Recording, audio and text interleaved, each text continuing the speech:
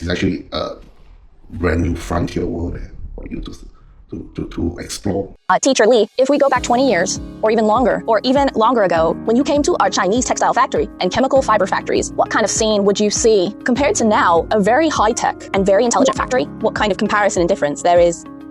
My first association with the polyester industry in China was actually, I wasn't physically in China yet, so that was in 2001. So the first company that eventually became a temporary employee of mine, which I'll explain later.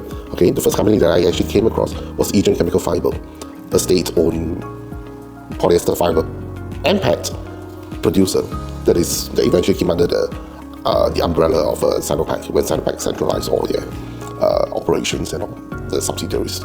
So Asian Chemical Fiber was the first one, and at the time there were a lot of the view was, oh, you know, all these state-owned companies, there's a certain communist tinge to it, you know, that you are is run from a central planned economy model, which wasn't unfair, which was truly the case. Yeah.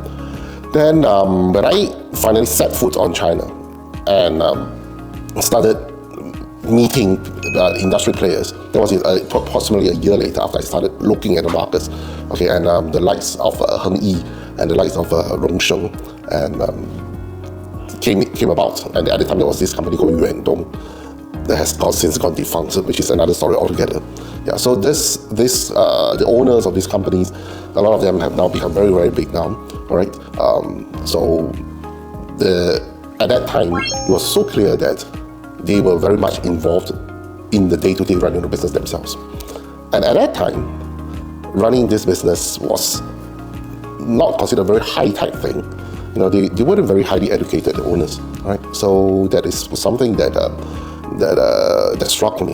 Yeah. So things like environmental controls, things like the processes in the way that their business transactions are conducted, okay, aren't very sophisticated compared to the likes of, let's say, at that time, ICI, you know, DuPont, or Covestro, all these international names that we are so familiar with.